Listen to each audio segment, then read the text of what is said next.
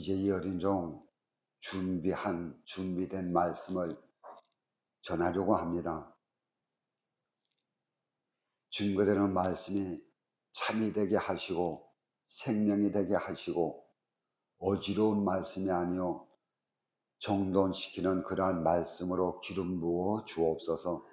예수님의 이름으로 기도 올려옵나이다. 아멘. 사회가 어지러울수록 교회에서는 이단이 참 많이 일어납니다. 우죽순같이 일어나요. 근데 그들이 하는 말을 가만히 들어보면 말도 안 되는 정신 나간 소리들이에요. 근데 수많은 자들이 거기에 빠져서 목숨을 건다는 것입니다. 그러니까 우리가 예수님 앞에 목숨을 거는 것보다 그들이 섬기는 교주에게는 목숨을 거는 그 목숨이 비중이 더 커요. 아주 대단합니다. 근데 여기에 빠지는 사람들이 가만히 보면 나름대로 교회에서 열심을 내고 그래도 무엇인가 알고 있다고 하는 사람들이 그렇게 빠져들어가요. 왜 그럴까요? 예수 그리스도에 대한 바른 신학의 지식을 갖지 못해서 그래요. 지금 이 갈라디아 교회는 바울이 세워놓은 교회입니다. 바울이 교회를 세워놓고 이 갈라디아 교회가 진리 가운데, 은혜 가운데 참 바로 세워졌어요. 그런데 느닷없이 들리는 소문에 의했더니 갈라디아 교회가 지금 세상으로 흘러가고 있습니다. 그가 진리 붙들고 살자. 오직 예수님만 바라보고 살자.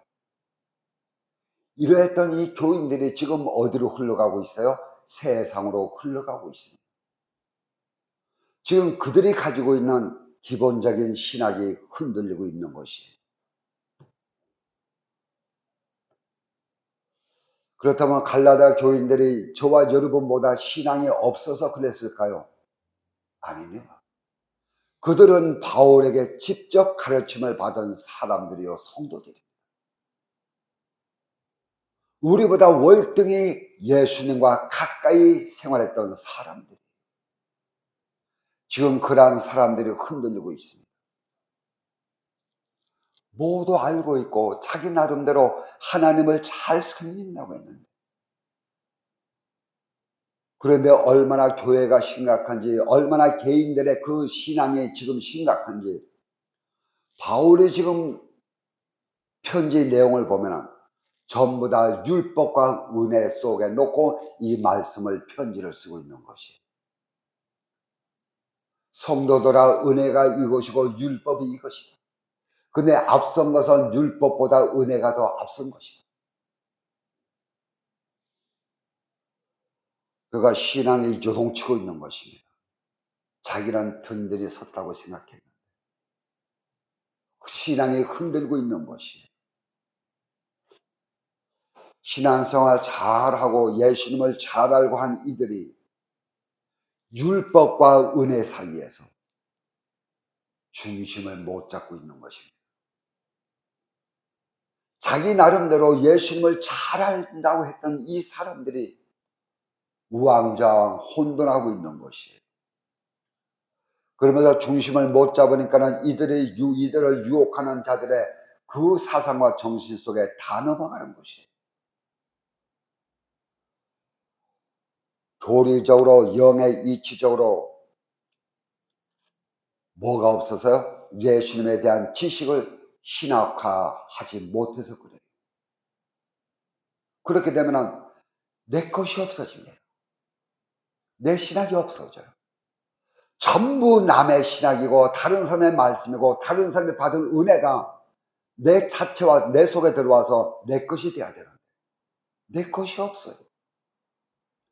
내 신학이 없고 내 신앙이 없습니다. 그러면 어떻게 됩니까? 이 사람 말 들으면 이것이 옳은 것 같고 저 사람 말 들으면 저것이 옳은 것 같고, 어떤 때는 이것이 옳다고 잡았는데 순간 바로 봤더니 이것이 아니네. 왜 그래요? 내 속에 신하게 내 것이 없어요. 예수 그리스도를 소유함 속에서 진짜 예수 그리스도를 소유를 못해서 그렇습니다.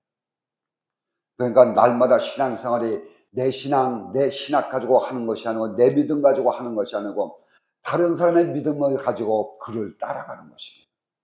지금 갈라디아 교인들이 끝장났어요. 둔들이 섰다면, 이들의 바른 신학과 바른 신앙을 가지고 있었다면 누가 와서 찔러도 이들은 유동하지 않습니다. 마음의 갈등을 느끼지 않아요. 이것은요, 우리 교회 성도들도 저도 마찬가지입니다. 하나님을 잘 안다고요, 예수님을 잘 안다고요. 그런데 어느 순간 내 속에 번민이 일어나는 것입니다.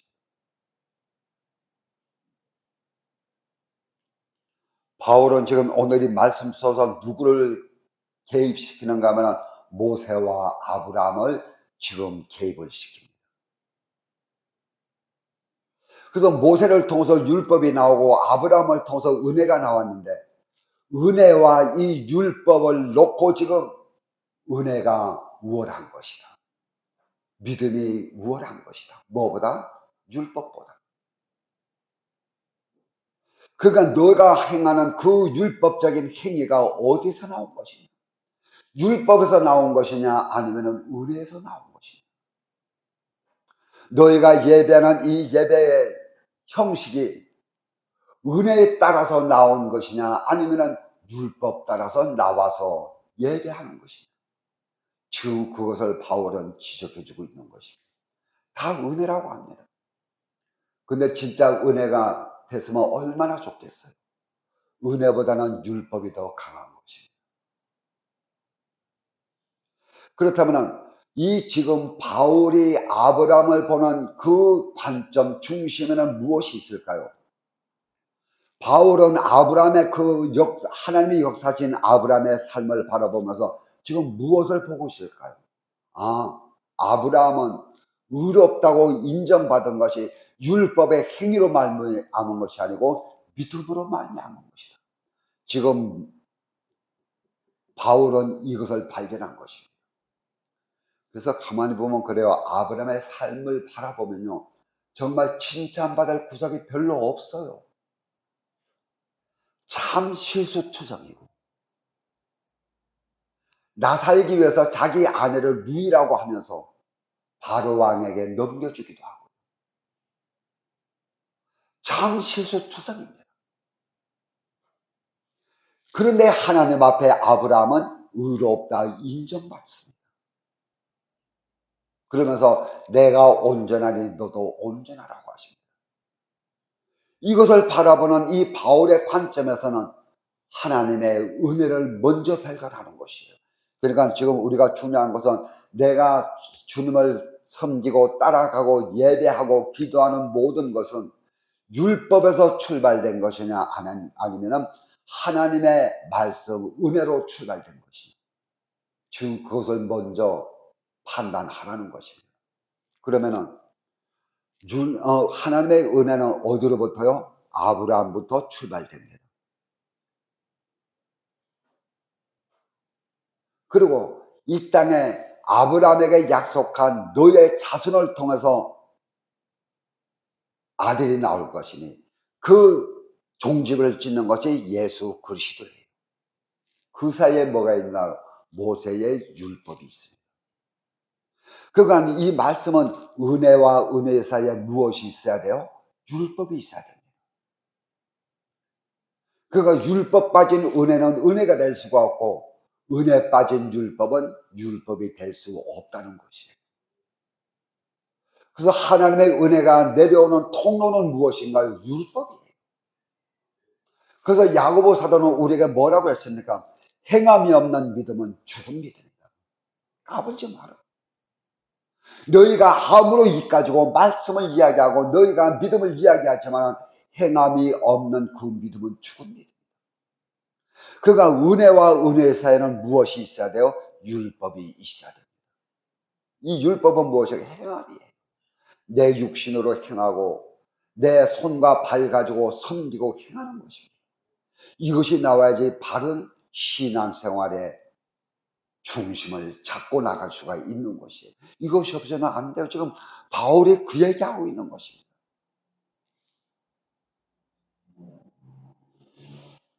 가장 중요한 것은 모세에게 율법이 주어지기 전에 하나님의 은혜가 먼저 있었다는 것입니다. 그래서 요한일서 1장 1절 말씀 보면 태초에라고는 단어가 나와요. 그러면 요한복음 1장 1절에도 태초에라고는 단어가 나옵니다. 그런데 이 단어는 똑같이 쓰여졌어요. 아르케라고는 음을 씁니다. 음도 똑같고 품사도 똑같아요. 그런데 이것에서 가리키는 태초는 다른 것입니다. 그런데 요한복음 1장에 나오는 태초는 언제 태초를 말하는가 하면 하나님이 우주 만물을 창조하는 그 시점을 놓고 태초라고 합니다. 그러면 요한일서 1장 1절에 있는 태초는 아르케라고 하는 것은 세상을 창조하기 이전에 하나님께서 홀로 독존하시는 그 천국 신령계, 그것을 태초라고 해요. 근데 요한일서 1장 1절 말씀 보면요, 그때도 지금 무엇이 있었는가 하면은 말씀이 있었다고 합니다. 그렇게 말씀해 놓고 있어요. 그렇다면 이 말씀이 무엇인가? 고민해 봤나요? 요한일서 1장 말씀 보면 그 태초는 영원 전부터 있었던 태초인데 그 태초에 말씀이 있었다고 말합니다. 아니 성경 66권이 그 당시에 그 태초에 있었을까요? 성경 66권은 하나님의 계명이고 이 속에 또한 압축하면 십계명이고 이것을 더 압축하면 하나님의 사랑인데 이것이 그때부터 존재했었느냐? 그렇다면 요한일서 1장 1절에 말씀하는 이 말씀은 무엇을 놓고 이야기하나요? 요한복음 1장에 보면 말씀이 육신이 되었다고 했어요. 그런데 말씀이 육신이 된 그 육신은 예수 그리스도를 이야기합니다. 그러니까 요한일서 1장에 있는 이 태초에 계셨던 말씀은 우리가 말하는 이 성경 66권이 아니고 말씀 자체이고 신령의 자체가 돼서는 예수님이 그때에 미리 선제적으로 계셨다는 것이에요. 그런데 이것을 알지 못하니까는 이 단순한 말씀을 알지 못하니까는 뚱딴지 같은 사람들은 예수는 하나님이 아니라는 그런 소리를 하게 되는 것입니다. 참 간단한 것인데 예수님은 성삼위가 아니라고 이야기합니다. 대표적인 이단들이 여호와 주님, 태초부터 계셨던 말씀은 예수 그리스도를 우리에게 말씀하고 있다. 왜 그런가요? 예수님 자체가 말씀이기 때문에. 똑같은 단어지만은 그렇다면은 우리가 지금까지 공부했던 율법이 무엇이냐? 지금 그것을 이제 구체적으로 이 바울은 이야기하고 있습니다. 모세가 애써 가르친 이 율법의 기능이 무엇이냐? 율법의 기능이 무엇일까요? 그리고 또한 율법의 목적성은 무엇이냐? 지금 그것을 다시 리바이벌하면서 갈라디아 교인, 즉 저와 여러분에게 말씀을 주고 있습니다. 그래서 이 바울의 이 율법을 가리키는 그 율법을 소유하고 있는 관점을 보면 율법을 피하는 것이 아니고 율법을 부정적으로 보는 것이 아니에요. 그래서 우리 앞에 번역 성경에서는 이 오늘 본문에 나오는 초등교사 25절 말씀은 초등교사가 나오는데 이것을 몽학선생으로 번역을 했었어요. 근데 이것을 지금 성경에서는 초등교사로 다시 바꿔서 번역을 했습니다. 저는 처음에 몽학선생이라고 하니까는 이것을 한자음으로 따가지고 꿈에 나타나서 가르치는 선생인 줄 알았어요. 그러니까 이 몽학선생은 진짜 선생이 아니고 가상의 선생이에요. 그러니까 실상을 놓고 가상을 이야기하는 거예요. 그러니까 가상이 지금 실상을 설명해 주고 있는 것입니다. 그래서 율법 자체, 다시 말하면 우리 신앙생활의 행위, 이것을 무엇으로 출발되어 은혜 중심으로 지금 보고 있는 것입니다. 무엇을요? 율법의 행위를, 우리 신앙생활의 행위를 은혜로 보고 있는 것이에요. 그리고 또한 우리의 이 율법의 행위를 하나님의 그리스도의 중심에 놓고 이 말씀을 지금 보고 있는 것입니다. 이것이 22절로 29절까지 말씀이에요. 그래서 율법을 설명하기 위해서 율법을 무엇이라고 이야기할 몽학선생 가정교사로 지금 이야기해 주고 있습니다. 그러니까 이것은 하나의 비유고 하나의 상징이에요. 아브라함은 무엇으로 구원받아요? 믿음으로 말미암아 구원을 받았어요. 아브라함은 무엇으로 의롭다고 인정받았나요? 믿음으로 말미암아 의롭다고 인정받았어요. 그러니까 이것은 그리스도로 말미암아 은혜가 선포된다고 하는 것을 이야기합니다. 그래서 22절 말씀에 이것이에요. 믿음이 오기 전에 우리는 율법 아래 매인 바 되고, 그 매인 바 된 것이 언제까지요? 믿음의 때까지 갇혔느니라. 그러니까 예수 그리스도의 믿음, 은혜, 이것이 우리에게 올 때까지 우리는 무엇에 갇혔다고요? 율법에 갇혀서 율법의 종로로 달아가는 것이에요. 이것은 저나 여러분이나 똑같습니다. 나를 제외시키지 마세요. 그래서 여기서는 무슨 교사? 초등교사가 나와요. 그래서 율법과 아브라함과 예수 그리스도 사이에는 무엇이 존재한다고요? 율법이 존재합니다. 율법은 믿음이 은혜로 들어가는 통로라는 것입니다. 지금 그것을 이야기. 그러니까 이 은혜 속에는 이 율법이 있어야 되고, 그러니까 하나예요. 하나인데 떼어놓고는 우리 신앙생활이 바른 신앙생활이 될 수가 없고 절름발이 신앙생활이 되는 것입니다. 이 율법이 꿈속에 가르치는 몽학선생이다. 그래서 영어에서는 이것을 투런이라고 하는 단어를 쓰기도 하고 트레이너라고 번역을 한 영어 성경도 있어요. 이것을 가정교사로 이번에는 우리는 번역을 했습니다. 그렇다면 가정교사와 트레이너는 하는 일이 무엇인가요? 훈련시키는 것이에요. 이 가정교사는 무엇을 하는가 하면 가르치고 지적하는 것입니다. 올바르게 분별할 수 있는 능력을 주는 것이 가정교사의 사역이고 율법의 기능이고 지능인 것이에요. 그 율법이 없으면 우리가 트레이닝하고 훈련받을 수 있는 것이 없어요. 그래서 오늘 말씀하시는 이 가정교사는 몇 살까지 필요한가 하면 가정에서는 16살까지 유대인들은 가정교사를 둡니다. 그래서 가정교사가 가르치시는 그것을 뛰어넘게 되면 그때부터는 이 아이는 16살 되기 전까지는 가정교사의 가르침 속에 갇혀 있어요. 자유가 없습니다. 잘못하면 잘못한다고 뭐라 지적질하죠. 그런가 하면 내가 행동하면 그것은 잘못된 행동이라고 자꾸 몰아붙이죠. 자유가 없어요. 누구에게 매여 있는가 하면 가정교사에게 매여져 있습니다. 누구의 부모가 누구면서 내 부모는 이 집의 주인인데 나를 가리키는 자는 가정교사가 가리킵니다. 그래서 이것을 체육하는 사람들은 트레이닝이라 그렇게 이야기합니다. 트레이너라 하죠.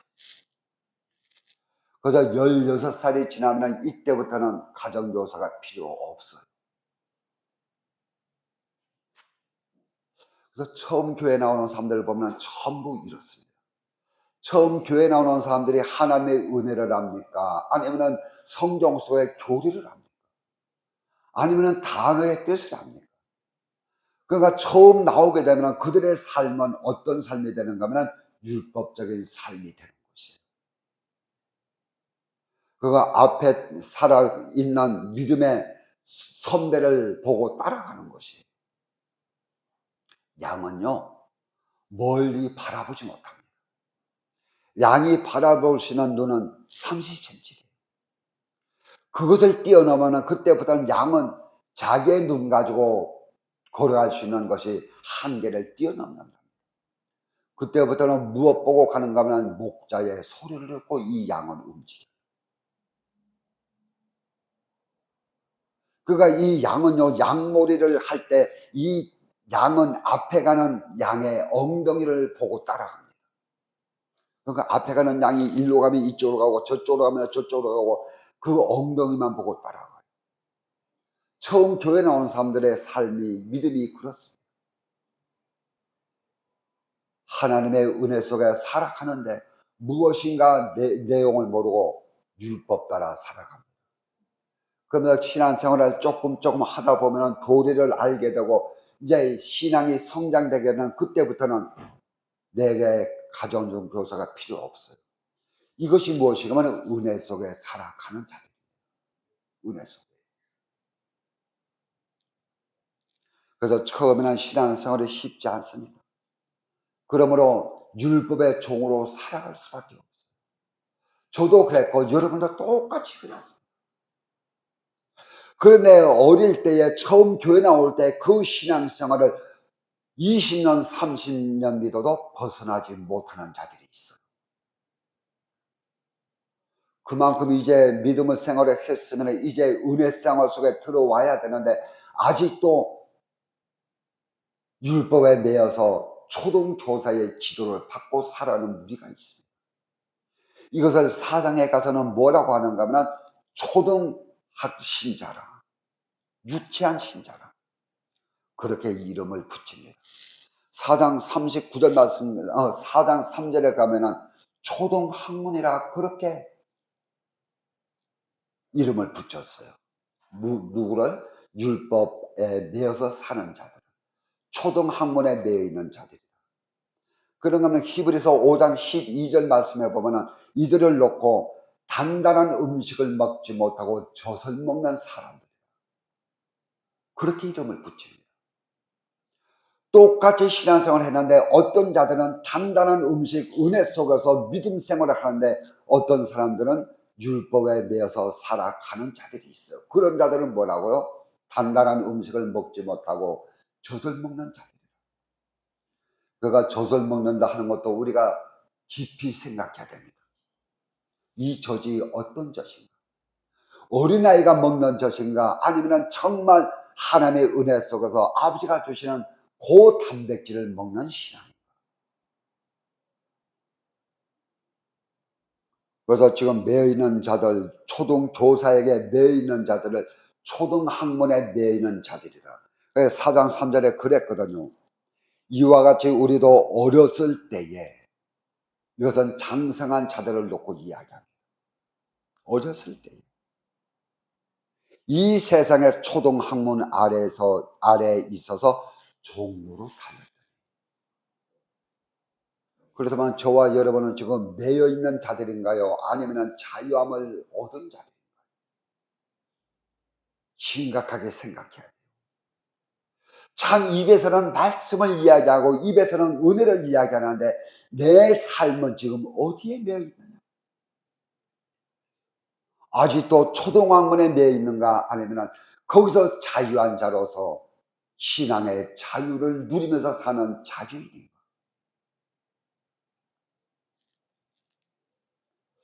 그래서 계명에는 하라는 말과 하지 말라는 말이 나와요. 하라는 것은 두 가지입니다. 하지 말라고 하는 것은 8가지. 우리는 하라고 하는 선에 지금 빠져 있는가? 아니면 하지 말라고 하는 악에 지금 우리는 담겨져 있는가?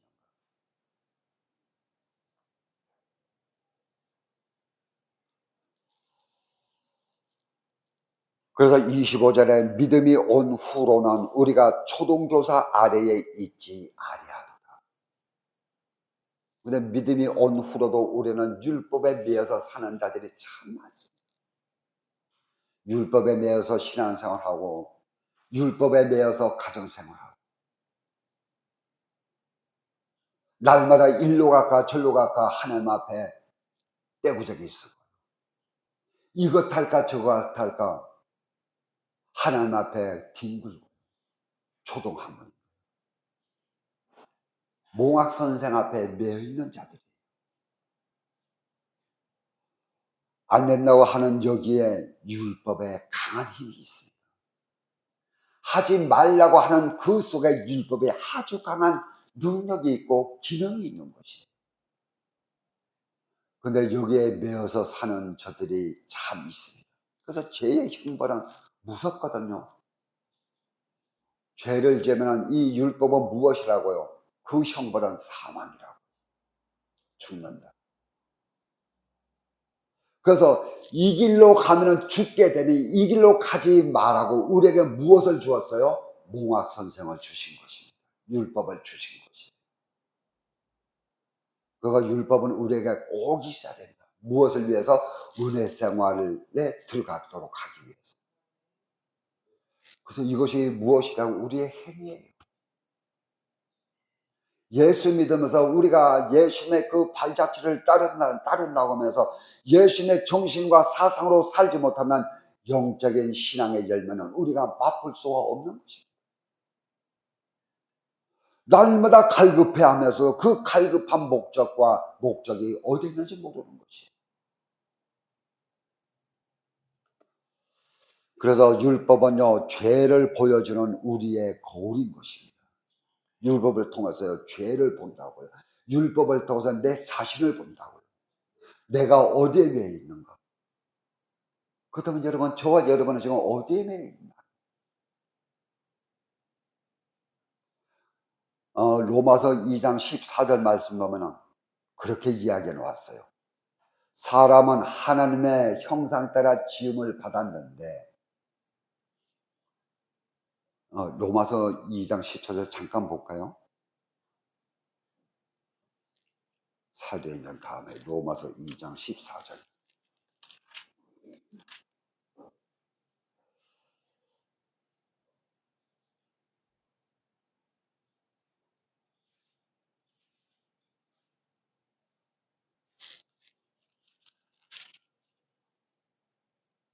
자, 여기에 그렇게 나와 율법 없는 이방인이 본성으로 율법의 일을 행할 때에는 율법 없는 이방인 이들이 본성으로 율법의 일을 행할 때에는 이 사람은 율법이 없어도 자기가 자기에게 율법이 있대는. 그래서 정신 나간 사람들이 이 말씀을 가지고 어떤 소리를 하는가요? 사람은 하나님의 형상 따라 지음받은 존재다. 근데 그들이 복음을 받지 못해서 율법이 없다. 신명서. 그런데 그들은 무엇이 있다고요? 양심의 법이 있다고 합니다. 15절에 이런 이들은 그 양심이 증거가 돼요. 그래서 이러한 사람들은 하나님을 복음을 듣지 못해서 예수님을 믿지 못하는 자들은 그들의 양심이 법이 되어서 하나님 앞에 갔을 때 양심 따라 재판받는다. 그렇게 정신없는 소리를 하는 사람들도 있어요. 그것은 아니에요. 그러니까 이 말씀의 의사를 몰라서 그렇습니다. 오직 구원은 예수 그리스도를 통해서 오직 길이 하나밖에 없어요. 양심의 법 가지고 아버지 앞에서 심판받는다고요. 하나님 앞에서 지옥 갈 존재들은 심판받을 건덕지가 없습니다. 이들에게는 첫째 사망이 둘째 사망이 없어요. 첫째 사망밖에 이들에게는 존재하지 않습니다.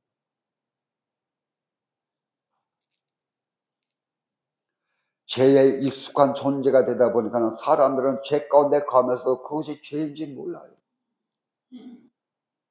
이것에 익숙해지다 보니까 내가 하나님의 곁길로 가면서도 곁길로 가는지 깨닫지도 못합니다. 내가 하는 것이 선인지 알아요. 그가 그 속에 진리가 은혜가 들어갈 틈새가 없는 거죠. 대개 지도자들이 그렇습니다. 자기가 갖고 있는 선보다 더 큰 선이 오면 자기가 갖고 있는 작은 선을 버리고 큰 선을 끌어안아야 되는 거예요. 자기가 갖고 있는 이 작은 선이 최고인 줄 알고 있어요. 그러다 보니까는 자기 자신을 보지 못하는 것입니다.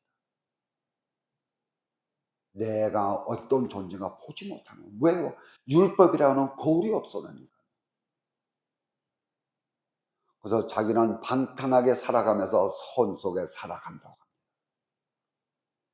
그래서 율법을 주어서 우리에게 무엇을 줍니까? 죄의식을 갖게 하는 것이에요. 우리에게 율법을 주어서 하나님의 인자하심을 깨닫게 합니다.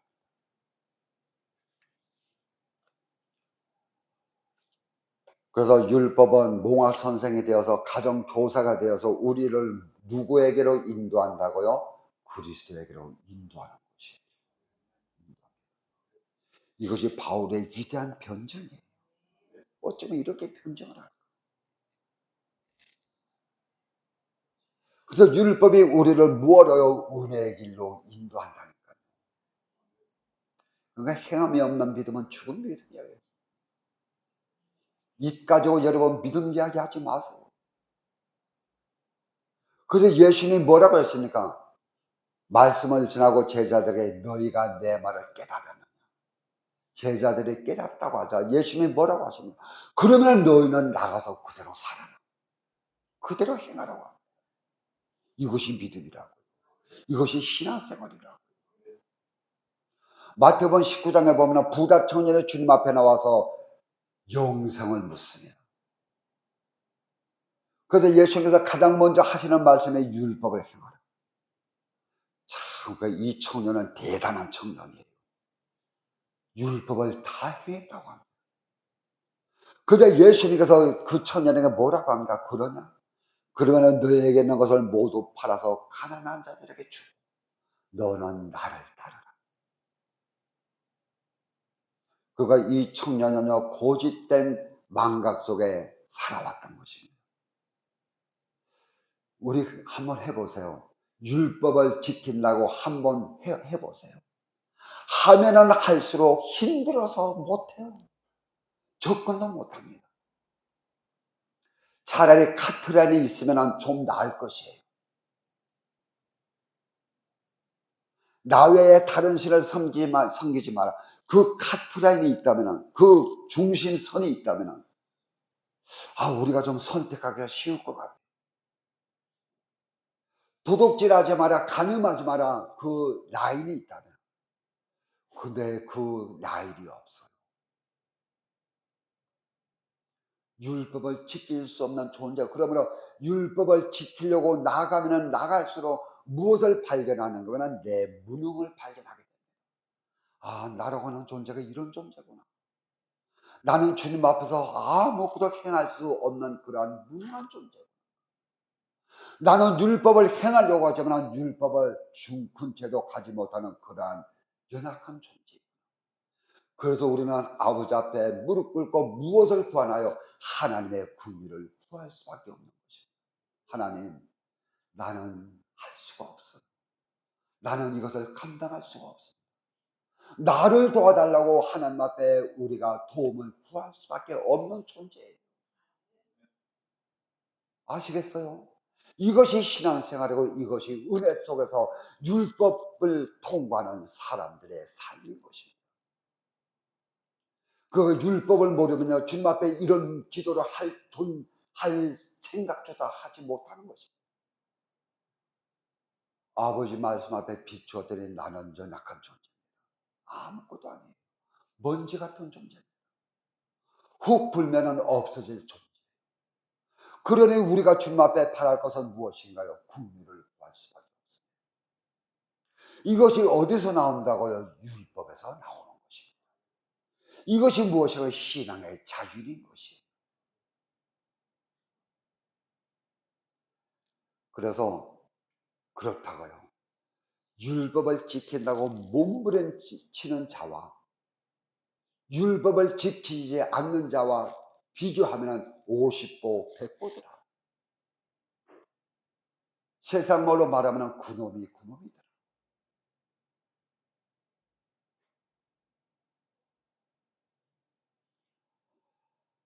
우리는 몽학 선생이 되는 율법을 통해서 하나님께 나아갈 수 있는 길을 찾는 것이에요.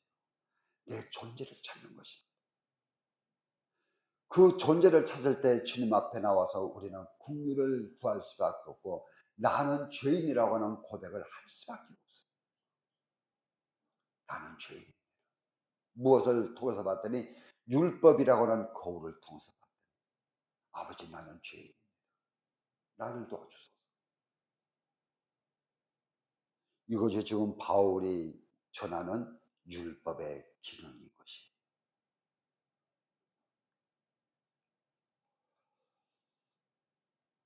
그래서 이 율법은 그리스도인이기 때문에 지켜야 될 생활의 윤리가 율법이에요.